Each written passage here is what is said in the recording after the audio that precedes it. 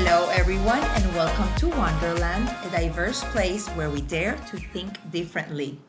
I am attorney Ana Maria Hernandez. I am a lawyer, notary, and translator, and also a wedding officiant and planner in Puerto Rico. If you don't know what Wonderland is or where it is a place where I educate about legal protections and tools for your daily life with a special emphasis on businesses, all this with a side of weddings.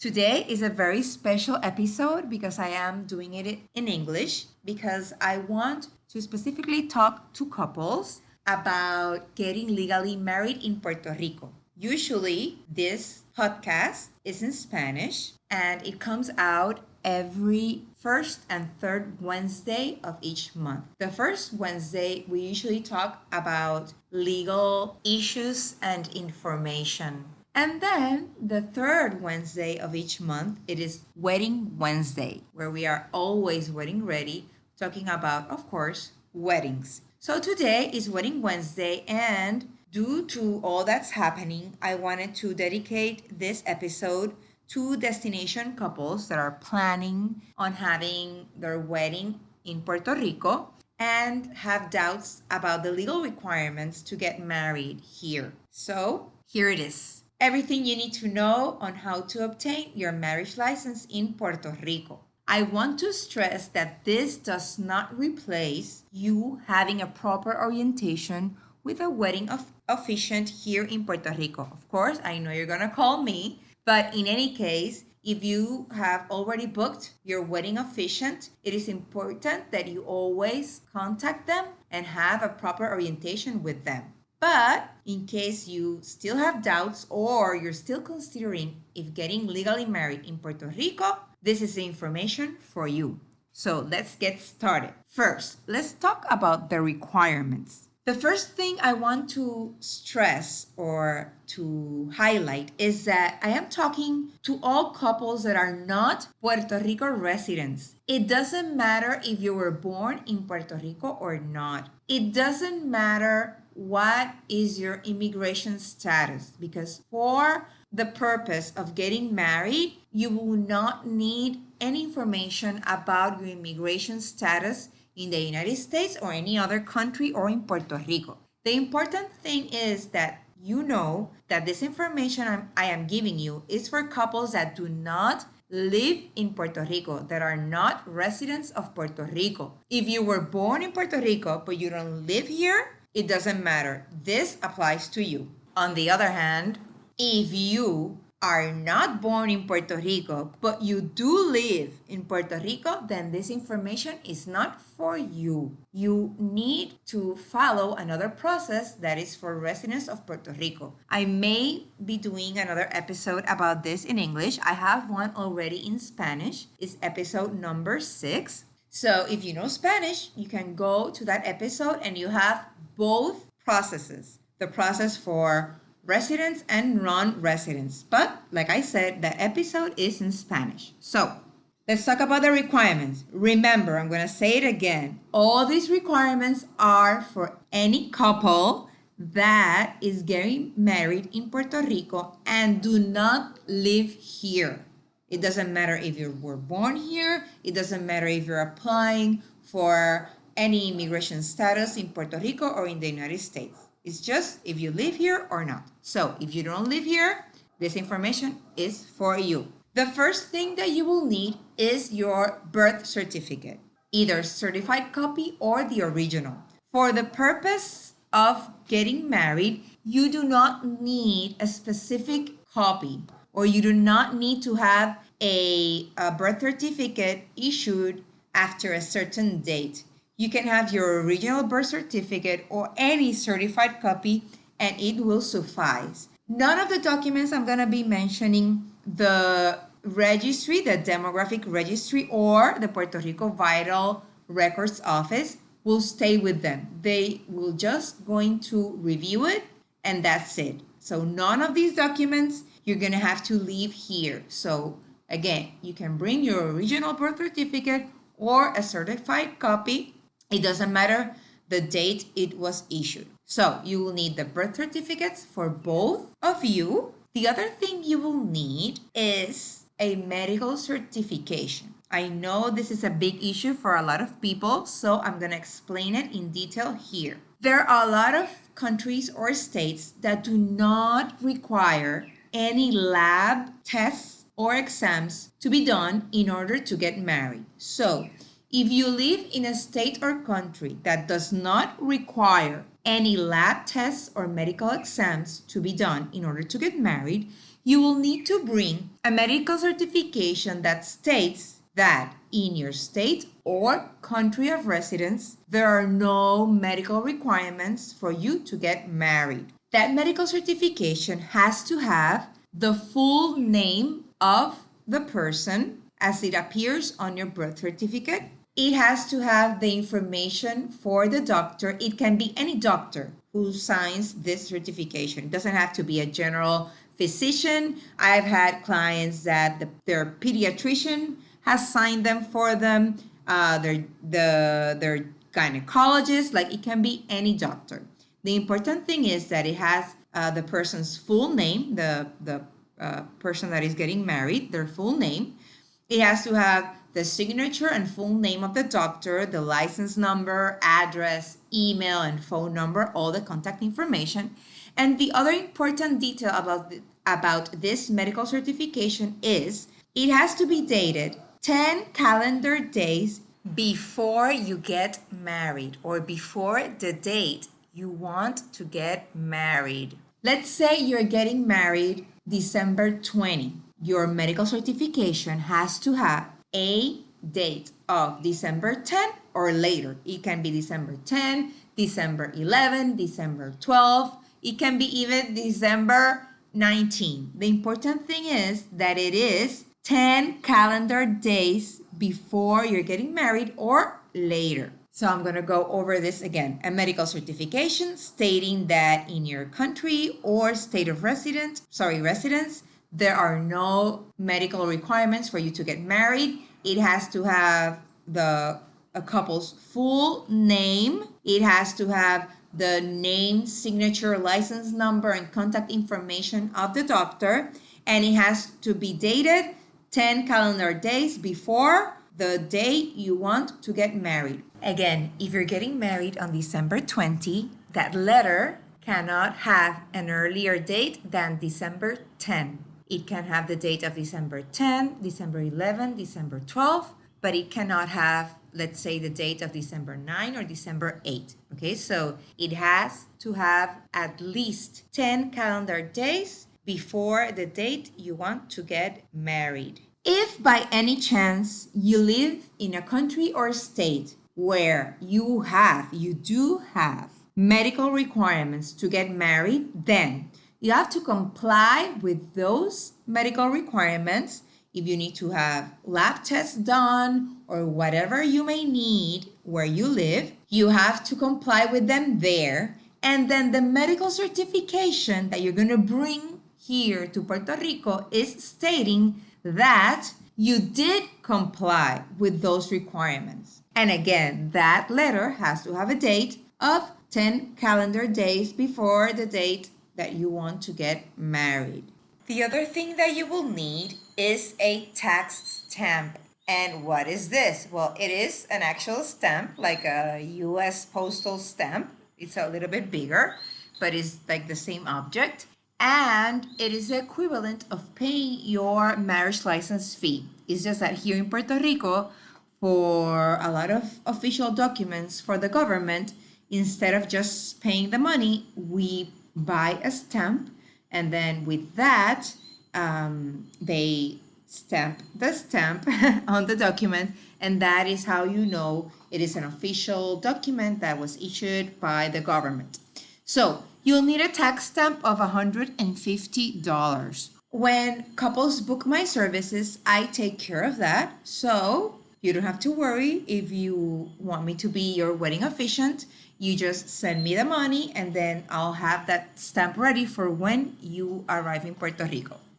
The other thing you will need, it is a sworn statement or affidavit stating that you are only coming to Puerto Rico to get married and for vacation purposes, and that you entered the country legally. Also, because I am a notary, I can take care of that. So again, if you book my services to be your officiant, the sworn statement, I will do it for you and you just have to sign it when we meet here in Puerto Rico. The other thing you will need is your IDs. You can have your driver's license or your passport as long as it is not expired. It has to be a valid form of ID. The preferred ones are driver's license or passport. The other thing you will need is if any of you or both of you are divorced or a widow or widower, then you will need the original copy or certified copy of the divorce, judgment, or sentence, or the death certificate of your deceased spouse. It is very important to note that if you're bringing a divorce sentence or judgment, make sure it is the one that states that the marriage is over, because there are a lot of states that have different forms of filing a divorce, but it is important that what you bring to Puerto Rico is the sentence or judgment or the decree stating, like the court ordering that the marriage is dissolved, that your past marriage is dissolved. Another important detail that you should know is that all documents that you bring have to be in English or Spanish. Those are the two official languages of Puerto Rico. If any of the documents that you have are not in English or Spanish, then you have to have a certified translation. I've seen some documents, like for example, some birth certificates issued in Europe, that they have like a translation or like a legend on the back, like stating that, like, for example, the name is line number 1, and then you look at the back of the document and it says line number 1, and it gives you like all the translations in different languages. That is acceptable. Like, you don't need a separate translation for that document. But the important thing is that either the official document is in English or Spanish, or it has some sort of translation, or if not, then you have a separate certified translation for that document. Another important detail that you should know, and this is very decisive in terms of if you want or can have a legal marriage in Puerto Rico. You need to know that the demographic registry, in Spanish it is the registro demográfico, that is the equivalent of the vital records office here in Puerto Rico. So the demographic registry here in Puerto Rico, there are several offices in different towns of the island, but all of them have a specific schedule. They are open only Monday through Friday. And also they are only open from 8 a.m. until 2 or 3 p.m. depending on the office. Every office in every town has sometimes its own like personal details that only people that deal a lot with issues in these offices know. So again, it is very important that you arrange all of this with your officiant. It is very important also that if you have a coordinator, of course, coordinators know a lot about all these processes too, but you should always refer to your officiant for any information or orientation about all this process. Because again, like I said, certain offices have certain specific little special processes that not all people know about. Sometimes the schedule changes. For example, there is one of the main offices in San Juan that has this special thing, like I call it, that for example, between 12 p.m. and 1 p.m., although they let you in and everything, they will not take care of you because they are on their lunch break, and that doesn't happen in all offices. Also, that office is one of the most visited ones. So sometimes if you go like after 11 a.m., like at 12, 1 p.m., or even 2 p.m., if they are full, they won't let anybody else in, although their schedule is supposed to be from 8 a.m. until 3 p.m. But if they get full, they won't let anyone in from that point on. So like that, there are other details in other offices that probably only your officiant will know, because we are the ones having to go to that office a lot. So if you want to get married in Puerto Rico, getting legally married here is not that difficult. The most important thing is to have a great wedding officiant like me that will guide you through all the process, and then you are set. It's very easy to do it here. Also, something that I forgot to mention is that to go and get your marriage license, you have to be both present. So there is very little that your officiant can do beforehand for you. You have to be present there to request your marriage license.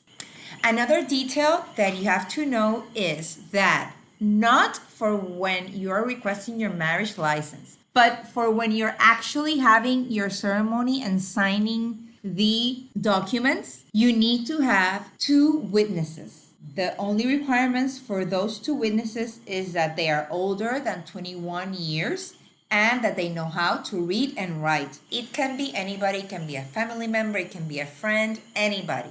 The only 2 requirements are that it is a person older than 21 years and that that person knows how to read and write. That is it. It can be 2 women, it can be 2 men, it doesn't matter.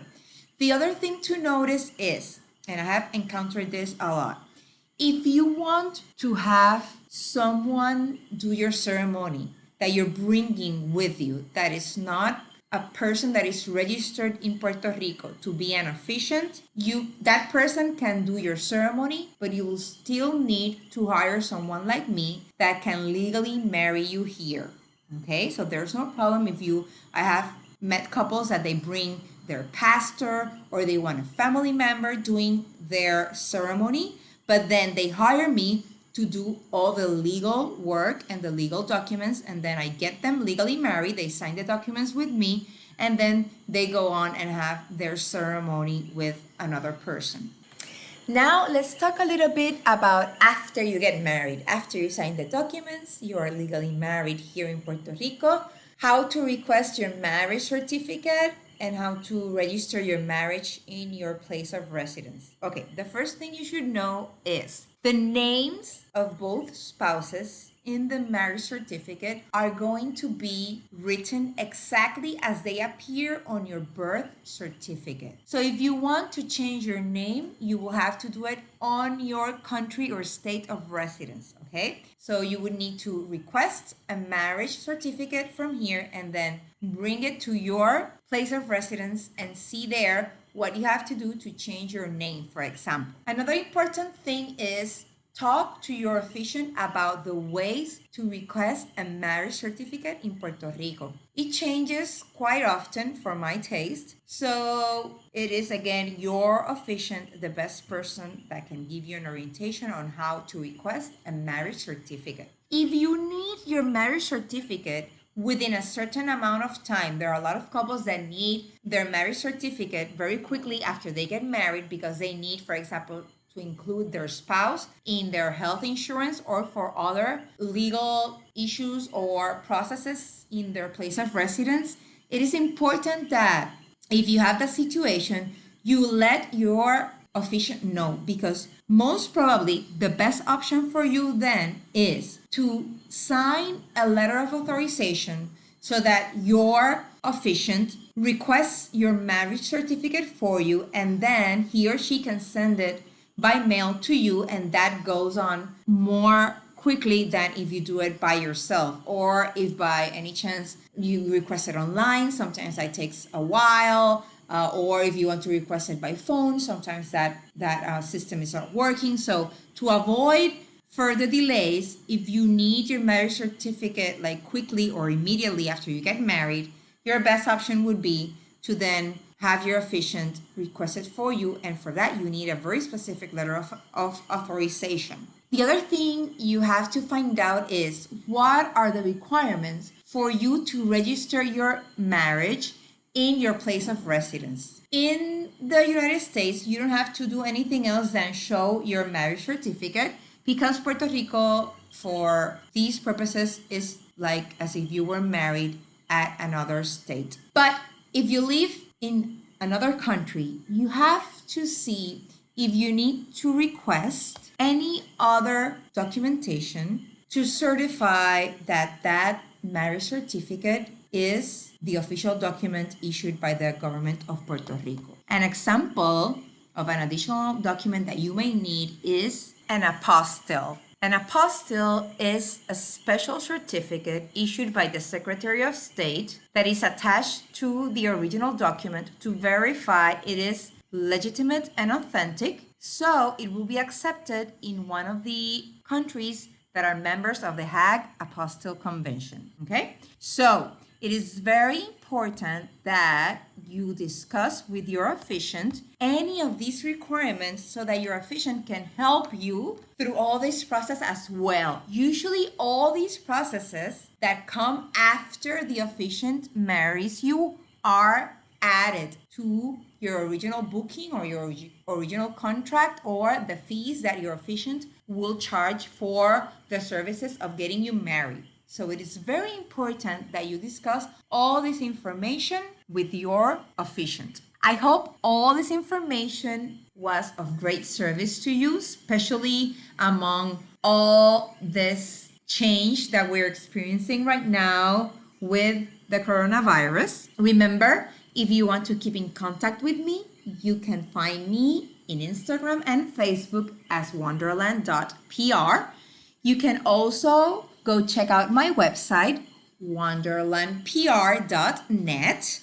And before we finish, I want to share with you some of the reviews my clients have left about their experience with my services. Ursula said, "Excellent and awesome. She was very open to any new ideas, very detailed, oriented, punctual, and just a very positive energy during the ceremony." Nair said, "Ana Maria was perfect. Ana Maria was absolutely wonderful. The professionalism showed towards us helped make our wedding day unique and memorable. Ana Maria explained how the whole process would work in detail. She explained everything we would need beforehand and performed a beautiful ceremony. Ana Maria wrote a beautiful speech for a ceremony that made everyone in attendance cry and laugh. I would definitely recommend Ana Maria to anyone looking for an officiant for their special day. Thank you so much for everything." And Deborah said, "Simply the best. Ana Maria was the ideal officiant for our wedding. She understood us from the very first meeting, was super open to any changes we wanted to make, and was supportive and attentive throughout the whole process. Thank you for making our day extra special." I hope you enjoyed this experience. Thank you for listening and for your attention. And if you loved this podcast, please leave me a 5-star review in iTunes, which helps a lot more people discover a lawyer in Wonderland.